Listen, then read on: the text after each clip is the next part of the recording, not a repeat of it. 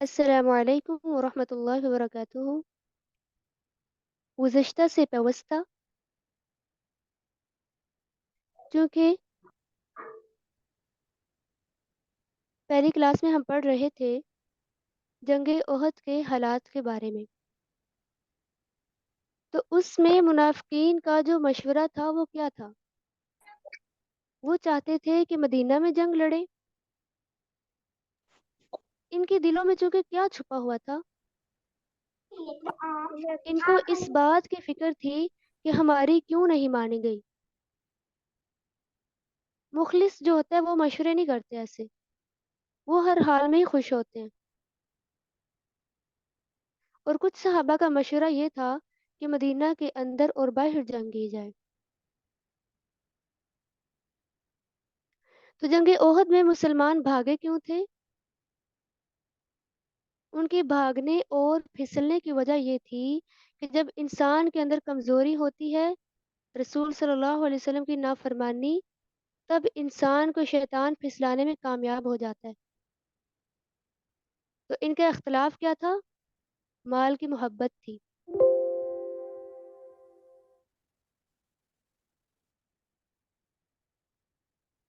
اس کے بعد اگلے رکوع سے یعنی رکوع نمبر 8 سے، اس میں اہل ایمان سے خطاب ہے۔ اس رکوع میں نبی صلی اللہ علیہ وسلم کے اخلاق فاضلہ کو بیان کیا اور منافقین کے جہاد میں نہ جانے کے بہانے۔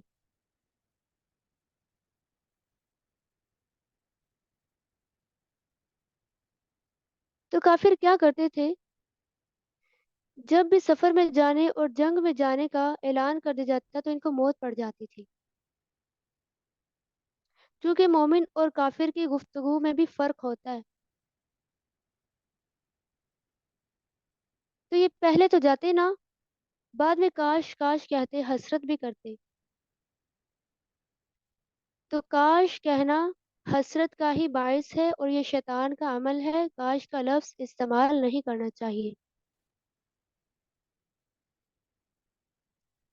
جو اللہ کے رستے میں قتل ہو یا مر جاتا ہے، یعنی شہید ہو جاتا ہے، تو اس کے لیے دو انعام ہیں، بخشش اور رحمت۔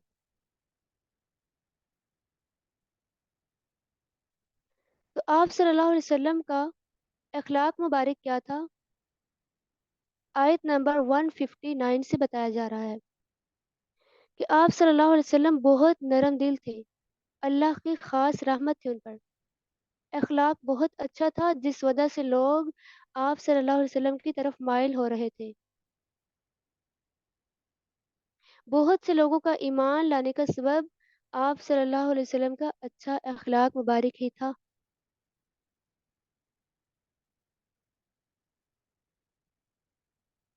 تو چونکہ آپ صلی اللہ علیہ وسلم مشورے کے ساتھ بھی کام کیا کرتے، اہم معاملات میں مشورہ لیا جائے۔ مشورے کے فائدے کیا ہوتے ہیں؟ تعلق بھی مضبوط ہو جاتا ہے، اعتماد ہوتا ہے، اور بڑے بڑے کام لوگ خوشی خوشی کرتے ہیں، کام کو تقسیم کر دیا جاتا ہے۔ اللہ سے مشورہ کیا ہے؟ استخارہ کرنا۔ ایمان کا تقاضا کیا ہے؟ آیت نمبر 159 سے آگے 160 آیت میں، کہ ایمان کا تقاضا کیا ہے کہ انسان اللہ پر ہی توکل کرے، تب ہی اللہ کی مدد آتی ہے۔ اس کے بعد آیت نمبر 161 سے بتایا گیا، کیونکہ اس آیت میں شان نزول بھی ہے کہ نبی صلی اللہ علیہ وسلم خائن نہیں ہوتا، کوئی نبی خائن نہیں ہوتا۔ تو شان نزول کیا ہے؟ مال غنیمت میں، یعنی جنگ بدر میں جو مال غنیمت تھا، ایک سرخ چادر نہیں مل رہی تھی۔ تو صحابہ نے کہا کہ شاید اللہ کے نبی نے رکھ لی ہو۔ تو اللہ تعالیٰ نے یہ آیت نازل کر دی کہ کوئی نبی خائن نہیں ہوتا کہ وہ خیانت سے اپنے پاس رکھ لے۔ قیامت کے دن 3 چیزوں سے بری شخص جنت میں جائے گا۔ नंबर 1 चोरी, नंबर 2 तकब्बुर, नंबर 3 खयानत, नंबर 4 कर्ज। उसके बाद दो ग्रोहों का जिक्र हुआ, क्योंकि जंग में दो तरह के लोग होते हैं। आयत नंबर 162 से कि जो पैरवी नहीं करता अल्लाह ताला और उसके रसूल की, उस पर नाराज़गी भी है और उसके लिए जहन्नुम भी है। और इसके बरक्स अगर कोई कर लेता है पैरवी, तो उसके लिए ही दर्जात हैं। जंग ओहद में शिकस्त के बाद का जिक्र आयत नंबर 165 से आगे।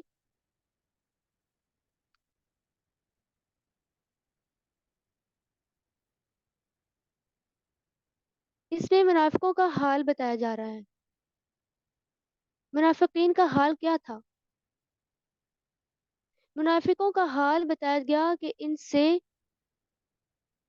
जब मुसलमानों ने कहा कि जंग के लिए आओ, तो इन्होंने कहा कि हमें तो पता ही नहीं था कि जंग होनी है, और अगर ऐसा पता होता तो हम ज़रूर जंग करते। इनके दिलों में क्या थी? मुनाफिकत थी। मुंह से कुछ और कहते, इनके दिल में कुछ और होता था। उसके बाद नबी सल्लल्लाहु अलैहि वसल्लम से खिताब है कि जंग ओहद में 70 मुसलमान शहीद हुए, और मुनाफिकीन का ये बार बार कहना कि ना जाते तो ना मर जाते। तो शहदा की ज़िंदगी जो होती है वो बरज़ख की तरह होती है, इनको मुर्दा नहीं कहा जा सकता। इनकी रूहें जन्नत में परिंदों के पेटों में घूम रही होती हैं। शहीद के इनामात क्या होते हैं? सारे गुनाह माफ़ हो जाते हैं, सर पर ताज रख दिया जाएगा, दो बीवियों से उसकी शादी कर दी जाएगी, क़यामत की होलाकियों से बचा लिया जाएगा, 70 लोगों की सिफारिश करेगा, जन्नत में मुकाम उसके लिए रखा गया है, और उसे ईमान का लिबास भी पहनाया जाएगा। उसके बाद रुकू नंबर 9 में सहाबा किराम की तरफ इशारा है, और इसके अलावा ये तज़किरा है कि मोमिनीन कफ़ार की कसरत से कभी नहीं डरते। इस आयत में सहाबा किराम की तरफ इशारा, उनकी शान बयान की जा रही है। जंग ओहद में मुसलमानों को ज़ख्म भी लगे, लेकिन उन्होंने लब्बैक कहा। काफिर जब जा रहे थे जंग से, तो उनके दिल में ख्याल आया कि हमने अभी काम तो पूरा किया नहीं, हमें आगे जाकर मदीना पर हमला करना चाहिए। तो जब मुसलमानों को कहा गया कि वो तो मदीना पर हमला करने जा रहे हैं, तो उठो जंग के लिए जाएं, तो सहाबा ने भी और मुसलमानों ने फौरन लब्बैक कहा, डरे नहीं काफिरों से।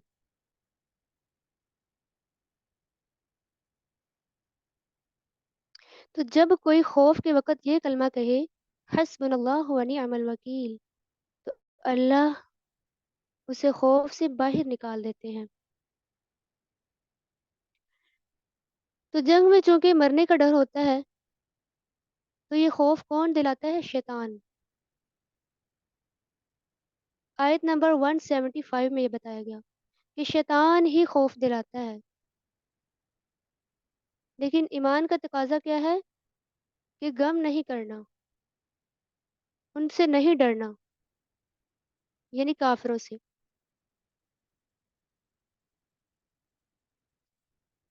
तो फरमाया, जिन्होंने ईमान के बदले कुफर खरीदा, उनका अंजाम क्या है?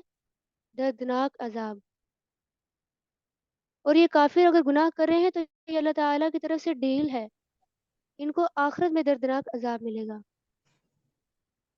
उसके बाद जंग ओहद का मकसद बताया गया कि जंग ओहद का मकसद क्या था। आयत नंबर 179 से जंग ओहद में जो परेशानियां आईं, मुसलमान इस वजह से बहुत परेशान थे, तो अल्लाह ने उसकी वजूहात बताई हैं। ये मुश्किलात इस वजह से आई कि मुसलमान और मुनाफिक अलग हो जाएं।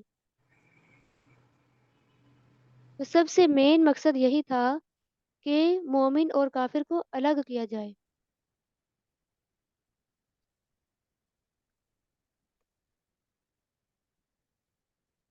تو اللہ کو فقیر بنانے والے احمقوں کا آگے بیان کیا جا رہا ہے آیت نمبر 180 سے۔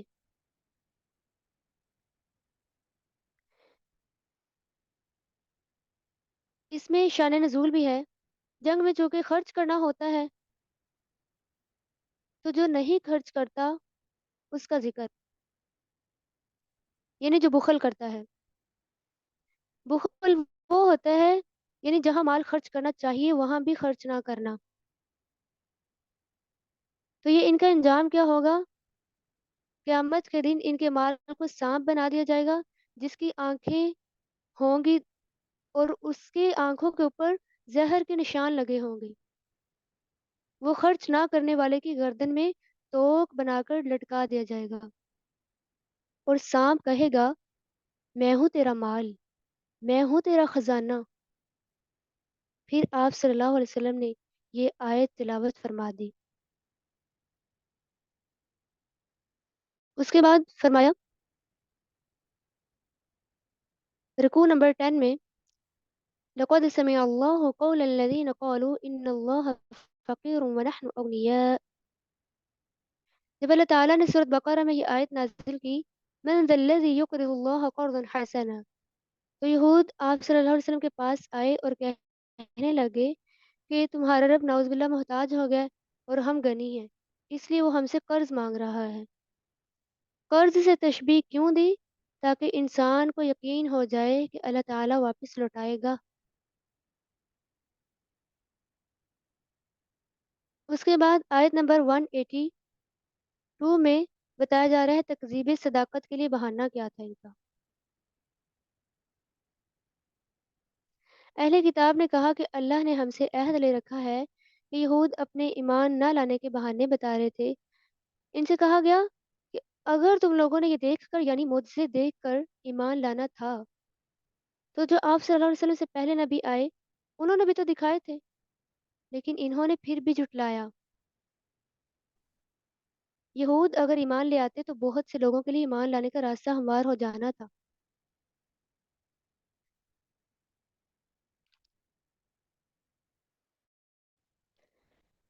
اس کے بعد آیت نمبر 185 میں فرمایا کل نفس ذائقۃ الموت، تو چونکہ ہر ایک نے مرنا تو ہے ہی ہے، جنگ میں چونکہ مرنے کا ہی ڈر ہوتا ہے، تو جو جیسا عمل کرے گا اس کو ویسا ہی بدلہ ملے گا۔ دنیا میں آزمائش تو ضرور ہوتی ہے، اگر حالات برے بھی ہیں یا اچھے بھی ہیں تو وہ آزمائش ہی ہے۔ جو صبر کرے گا وہی کامیاب ہوگا۔ اس کے بعد آیت نمبر 187 سے فرمایا جا رہا ہے کہ اہل کتاب سے عہد لیا گیا کہ علم کو آگے پھیلانا ہے۔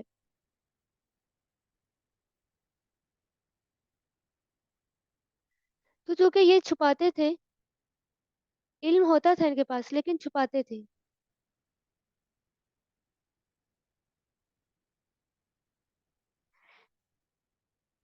اگلی آیت میں شان نزول بھی ہے اس لحاظ سے کہ یہود کا طرز عمل کیا تھا علم کے لحاظ سے۔ ابو سعید کی روایت ہے کہ منافقین نبی صلی اللہ علیہ وسلم کے ساتھ جنگ میں نہ جاتے، کام میں ساتھ نہ دیتے، پھر بعد میں خوش ہوتے جب آپ صلی اللہ علیہ وسلم واپس آتے تو معافیہ مانگتے۔ یہود سے آپ صلی اللہ علیہ وسلم نے کوئی بات پوچھی تو انہوں نے اسی بات کو چھپا کر خوش ہوئے اور چاہا کہ ان کی تعریف ہو جو انہوں نے کیا، تو یہ آیت نازل ہو گئی۔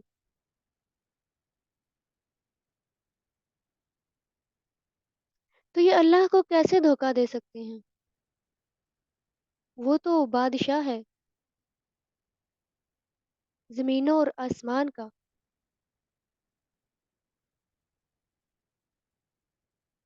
پھر اس کے بعد قدرت کی نشانیوں سے واضح کیا، تو ان نشانیوں میں نصیحت کن کے لیے؟ عقل والوں کے لیے۔ اور عقل والوں کی صفات کون سی ہیں؟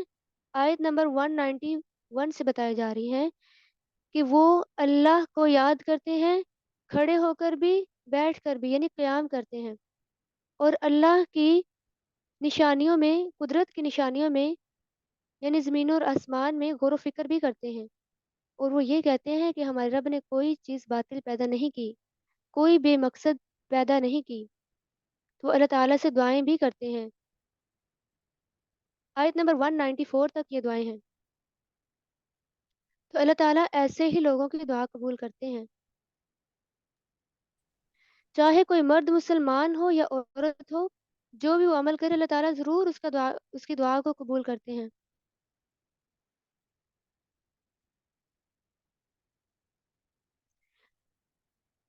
और वो अल्लाह की राह में यानी जंग में तकलीफ़ दिए गए, तो और उनकी बुराइयों को अल्लाह ताला ने दूर कर दिया।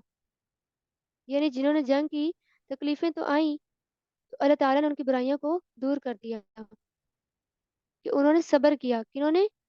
मुसलमानों ने। तो काफ़िरों को चूँकि आज़ादी मिली होती है, मोहलत मिली होती है, लेकिन पकड़ इनकी आखिरत में ही होगी।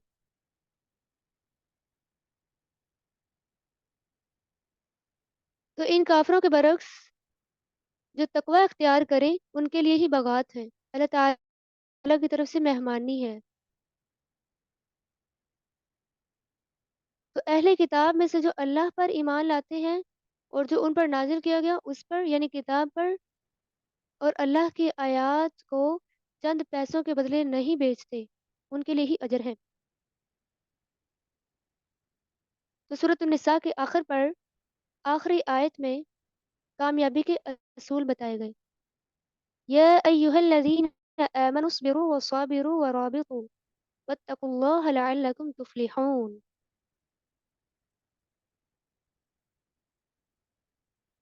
यानी दीन इस्लाम पर जमे रहो। वसाबिरु यानी काफिरों के मुकाबले में साबित कदमी का मुजाहिरा करो। वराबितु दुश्मनों से जिहाद के मोर्चों पर भी डटे रहो। और चौथा क्या? अल्लाह का डर, तकवा इख्तियार करो। उसके बाद सूरत निसा स्टार्ट हो रही है। सूरत निसा का नज़ूल हज़रत आयशा रज़ियल्लाहु अन्हा से मरवी है कि सूरत बकरा और सूरत निसा ऐसे ज़माने में नाजिल हुई, फरमाया जब मैं रुखसती के बाद रसूल सल्लल्लाहु अलैहि वसल्लम के घर आ चुकी थी। तो इस सूरत का ताल्लुक चूँकि ख़ानदानी मामलात से है, इसलिए एक ही नस्ल इंसानी का ऐलान कर दिया गया कि एक जान की तरह तमाम मुसलमान हैं। बिस्मिल्लाहिर्रहमानिर्रहीम।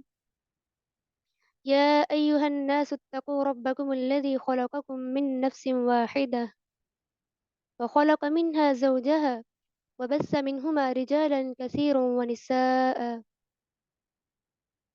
रिश्तेदारी को जोड़ने का हुक्म दिया जा रहा है, यानी सिला रहमी का हुक्म दिया। नमाज और ज़कात भी अदा करो और सिला रहमी करो। सिला रहमी, नमाज और ज़कात ये जन्नत में ले जाने वाले अमाल हैं। उसके बाद आयत नंबर 2 में यतीमों के मुतालिक हदायत की गई कि उनका माल अपने माल के साथ मिलाकर नहीं खाना और ना ही उनके माल को बदल कर उनको कोई दूसरा माल देना है कि जो बिल्कुल ख़राब हो। उसके बाद आयत नंबर 3 में शान नज़ूल भी है और अज़वाज यानी तादाद अज़वाज पर हदायत कि कितनी बीवियाँ कर सकते हैं। शान नज़ूल क्या है?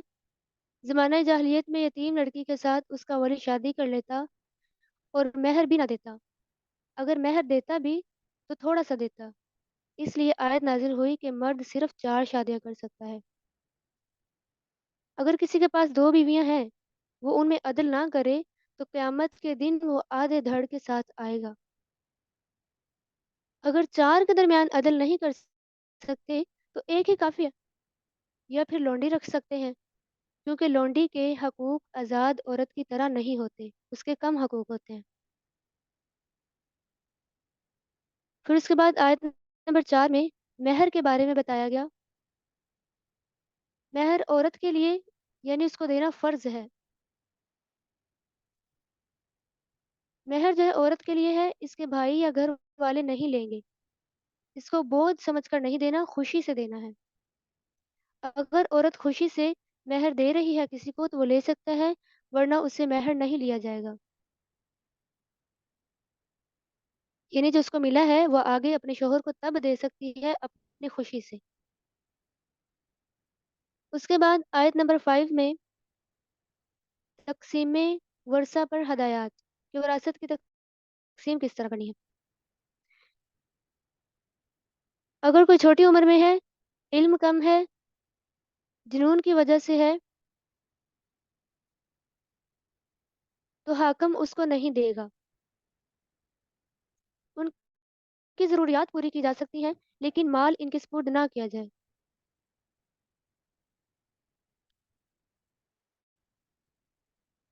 اور ساتھ ہی ساتھ یتیموں کا بھی بتایا گیا کہ جو خود غنی ہو وہ یتیم کی کفالت میں کچھ عوض نہیں لے سکتا، لیکن اگر کوئی خود محتاج ہے اور اس یتیم کو سنبھال رہا ہے تو اس کی اجرت وہ لے سکتا ہے۔ زیادہ عرصے تک ان کا مال اپنے پاس نہ رکھا جائے۔ یہ سارے کام کب ہوں گے؟ جب تقویٰ ہوگا۔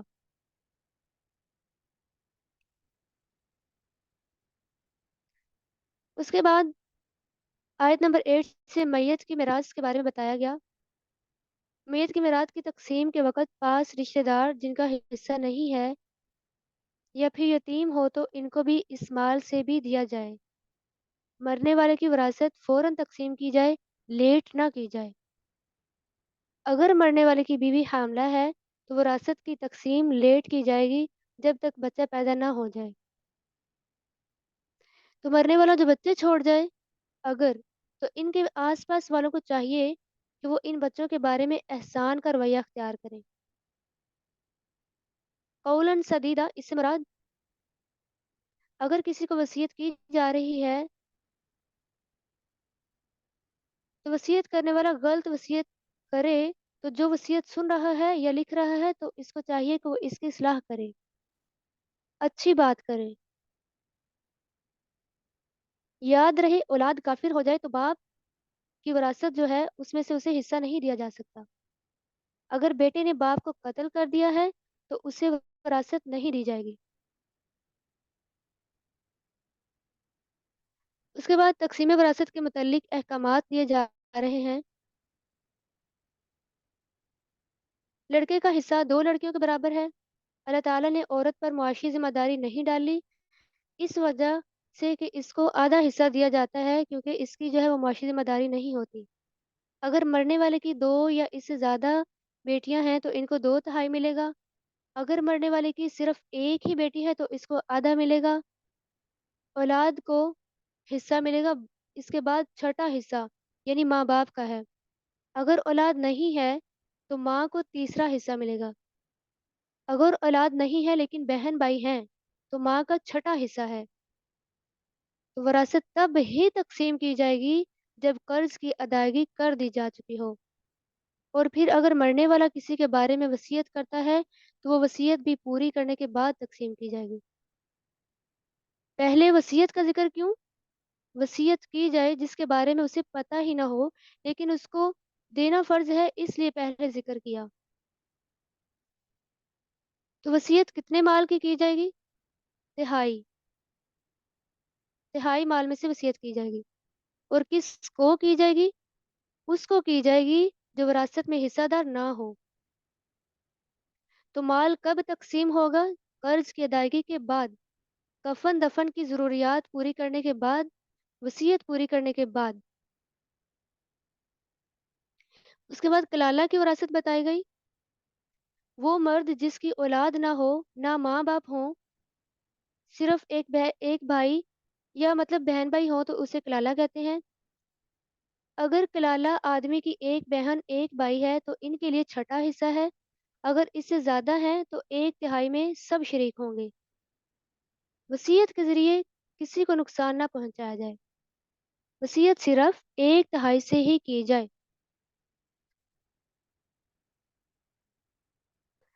اس کے بعد یہ چونکہ وراثت کا جو تعلق ہے یہ قانونی ہے تو یہ اچھے طریقے سے پورا کیا جائے۔ اس کے بعد رکوع نمبر 14 سے بتایا گیا کہ بے حیائی ثابت کرنے کے لیے گواہ مقرر کرنے کا تذکرہ۔ مسلمان عورتوں میں سے جو بے حیائی کا ارتکاب کرے، معاشرتی زندگی کے اصول و ضوابط بتائے جا رہے ہیں۔ تو فاحشہ کہتے ہیں کھلی بے حیائی، زنا، عمل قوم لوط۔ گواہ کی شرائط کیا ہے؟ عاقل ہو، بالغ ہو، عادل ہو۔ تو 4 عادل شخص گواہی دیں جب انہوں نے عورتوں کو برائی کا ارتکاب کرتے دیکھا۔ مرد گواہی دیں۔ پھر عورتوں کے ساتھ کرنا کیا ہے اگر یہ گواہی دے دیں؟ ان کو گھروں میں بند کر دو جب گواہی مل جائے۔ کب تک؟ موت آنے تک۔ یہ ابتدائی حکم تھا۔ ان کو گھروں میں قید کر دیا جائے جب تک موت نہ آئے، یا اللہ ان کے لیے کوئی اور راستہ مقرر کر دے۔ لیکن یہ ابتدائی حکم تھا، منسوخ ہو گیا۔ عورتوں کا ذکر پہلے اس لیے کیونکہ جاہلیت میں عورتوں نے گھروں کے باہر جھنڈے لگا دیے تھے بدکاری کے لیے۔ تو عمل جو اس چیز کا ہے وہ پہلے عورت کی طرف سے ہی ہوتا ہے، اس لیے عورت کا پہلے ذکر آیا۔ تو 4 گواہ ہوں گے پھر سزا ہوگی۔ اگر 4 گواہ سے کم ہوئے، کسی پر الزام لگائے تو پھر ان پر حد عائد ہوگی۔ تو کنوارے مرد اور عورت کی سزا 100 کوڑے، حد قذف کی جائے گی 80 کوڑے کنوارے کے لیے، اور جو شادی شدہ ہے اس کے لیے 100 کوڑے اور رجم بھی کیا جائے گا۔ رجم کسے کہتے ہیں؟ پتھر مار مار کر ہلاک کر دینا، کیونکہ بے حیائی کبیرہ گناہ ہے، اللہ تعالیٰ کو سخت ناپسند ہے۔ تو اگر یہ توبہ کر لیں تو اللہ تعالیٰ تو توبہ قبول کرنے والے ہیں۔ کس کی توبہ قبول نہیں؟ جو مرتے وقت توبہ کرے یا توبہ کے بغیر مر جائے۔ تو اسی لیے توبہ اپنی زندگی میں وقت آنے سے پہلے پہلے ہی کر لینی چاہیے۔ اس کے بعد آیت نمبر 19 سے حسن معاشرت کا بیان ہے کہ عورتوں کے ساتھ کیسا معاملہ کیا جائے۔ ایمان والوں سے چونکہ خطاب ہے، چونکہ جاہلیت میں وراثت کی طرح فوت ہونے والے کی بیوی کی وراثت تقسیم ہوتی، تو اتنا سخت معاملہ نہ کرو کہ وہ کہیں چلو میں نے یہ مہر تمہیں دیا اور میری جان چھوڑ دو۔ ان سے مال واپس لینے کی ایک شرط ہے کہ اگر وہ عورت بے حیائی کرے یا اگر وہ شوہر کے حق میں کمی کر رہی ہے تو پھر مال واپس لیا جا سکتا ہے۔ تو چونکہ اپنانا کس چیز کو ہے؟ اسوہ رسول صلی اللہ علیہ وسلم کو۔ اس سے پتہ چلتا ہے کہ آپ صلی اللہ علیہ وسلم حسن سلوک کرتے تھے۔ تو اس کے بعد آخری رکوع میں یعنی آیت نمبر 22 سے لے کر آخر تک سوتیلی ماں سے نکاح کی حرمت بیان کی گئی اور حرام رشتوں کا بیان ہوا کہ کن سے نکاح کرنا حرام ہے۔ سوتیلی ماں سے نکاح کی حرمت، زمانہ جاہلیت میں سوتیلے بیٹے جو تھے اپنی ماں سے نکاح کر لیتے تھے۔ ایک بیٹے نے اپنی ماں سے نکاح کر لیا تو آپ صلی اللہ علیہ وسلم نے فرمایا کہ اس کا مال اس سے لے لو اور بیت المال میں جمع کروا دو۔ یہی حرمت تھی۔ اس کے بعد حرام رشتے کہ جن کے ساتھ نکاح کرنا حرام ہے،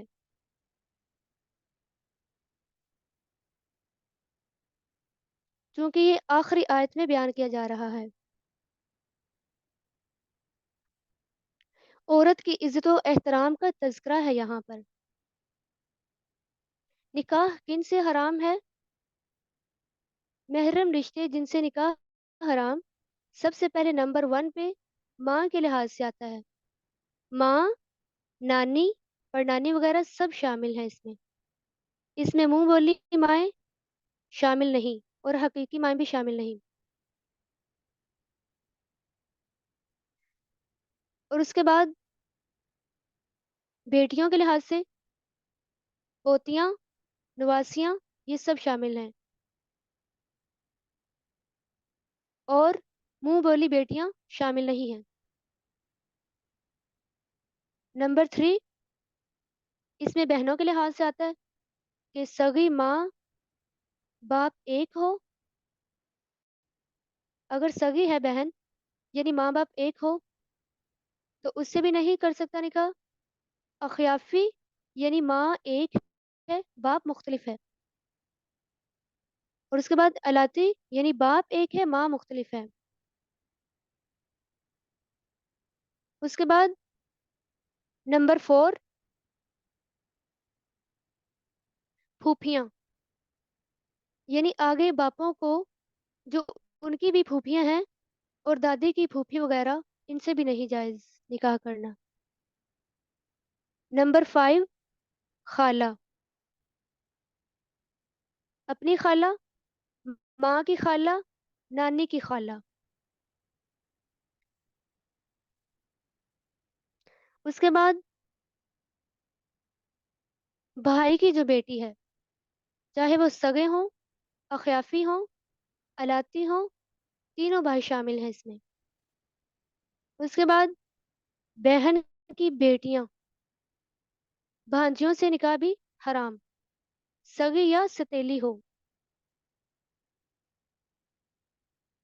تو جو رضاعت کے رشتے میں آتی ہیں وہ بھی حرام ہیں، وہ نسب کے لحاظ سے۔ رضائی ماں جو دودھ میں یعنی دو بہنیں شریک ہوں یعنی رضائی بہنیں، بیویوں کی مائیں، بیویوں کی بیٹیاں، سگے بیٹے کی بیوی حرام ہے۔ پہلے کیا کیا جاتا، دو بہنوں کو ایک ہی نکاح میں دیا جاتا، لیکن یہ بھی حرام۔ اس میں سسرالی رشتے بھی ہیں، ان سے بھی نکاح نہیں کر سکتے، یعنی ساس، سوتیلی بیٹی، بہو، سالی، بیوی کی پھوپھی اور خالہ۔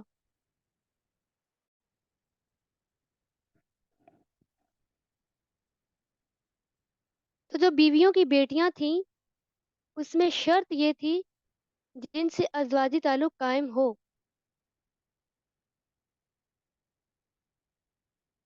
تو یہ تھے محرم رشتہ دار،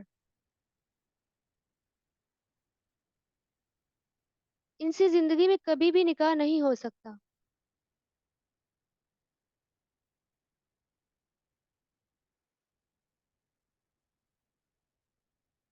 کیونکہ ساس سے بھی نکاح حرام ہے، یہ بھی سسرالی رشتے میں آ جاتا ہے۔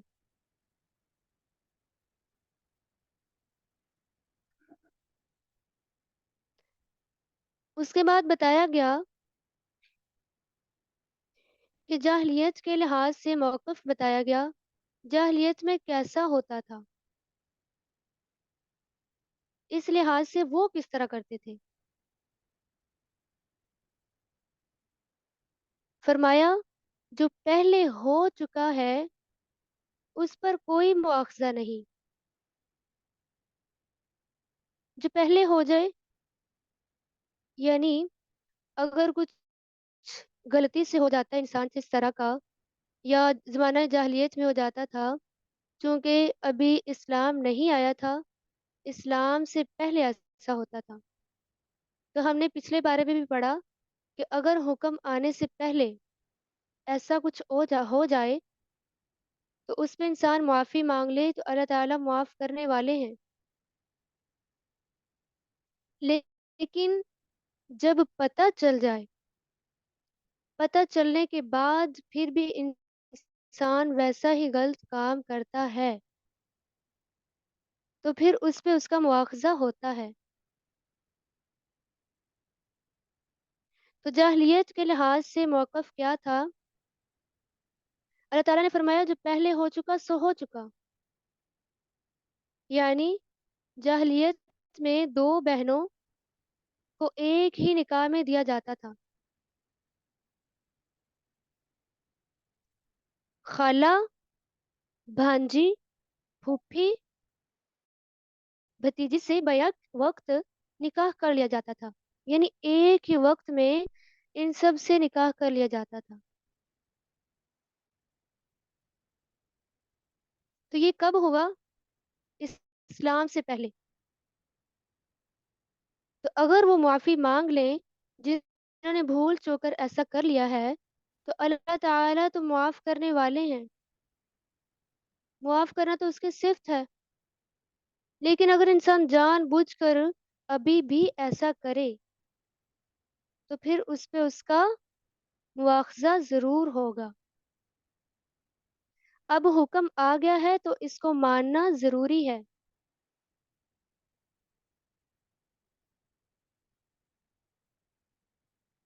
چونکہ یہ حکم اللہ تعالیٰ نے خود نازل کیا ہے تو اس کو ماننا واجب ہے ہم پہ. جو پہلے ہو چکا سو ہو چکا. لیکن اب ہمیں اللہ تعالیٰ سے دعا کرنی چاہیے کہ اللہ تعالیٰ ہمیں ایسی چیزوں سے محفوظ فرمائے. تو اللہ تعالیٰ سے میری دعا ہے کہ جو ہم نے پڑھا اس بارے میں، جو پچھلے پاروں میں پڑھا، اللہ تعالیٰ ہمیں اس پر زیادہ سے زیادہ عمل کرنے کی توفیق عطا فرمائے اور ہمیں یہ پیغام آگے بھی پہنچانے کی توفیق عطا فرمائے. وآخر دعوانا ان الحمد للہ رب العالمین. السلام علیکم ورحمۃ اللہ وبرکاتہ.